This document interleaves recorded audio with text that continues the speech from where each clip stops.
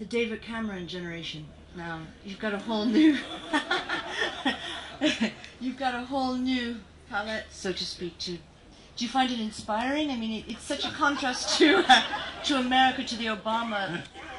Inspiring is not a word I've heard Exactly. anywhere near the words David Cameron. That's a new conjunction. Almost don't you think we should plant a tree or something? Place those words we first heard together.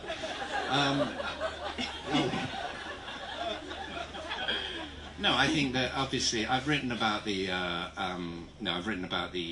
financial crisis, more or less because I was forced to write about the financial crisis by a theatre that put my arm a mile up my back and told me I had to write about the financial crisis.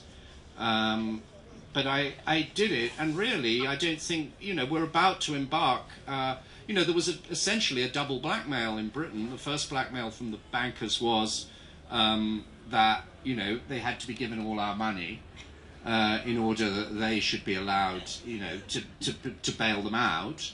But the second period of blackmail, which we're now living in, is, and now we must be allowed to continue in the same old way, completely unchecked, but, same practices, nothing changed.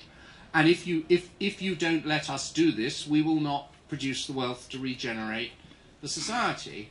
And, what's more, meanwhile, you lot have to all live completely differently and have your standard of living lowered so that we can continue going on in exactly the same way, speculating. And so, I was up for one round of blackmail.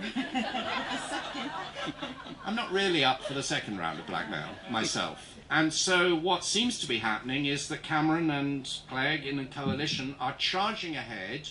This is where I talk about thinking, without doing any thinking. In other words, they're going to now attack the symptoms of the disease, but they're not going to attack the roots of the disease. And they're trying to perpetuate the myth that this was a recession like any other. But this was not a recession like any other. This was a recession caused by very specific forms of speculation which can be regulated.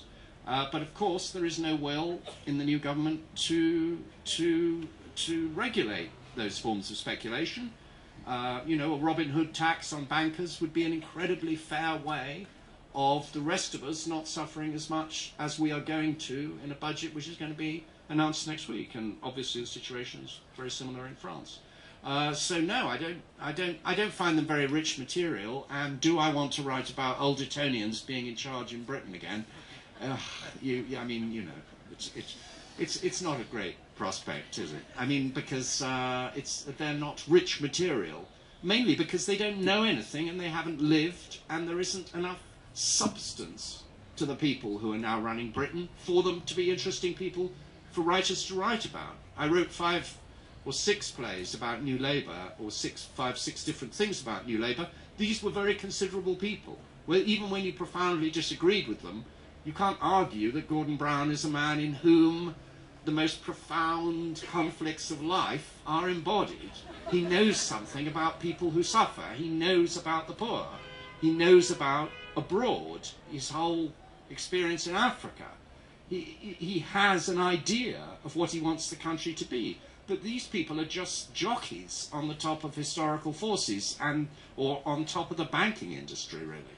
They're not anything that writers could get their hands into, I don't think. Cushioned by privilege and elitism. And they know nothing. What have they done? Sold a few handbags. That's what they've done. they really, they're not inspiring. No, not inspiring. Le gouvernement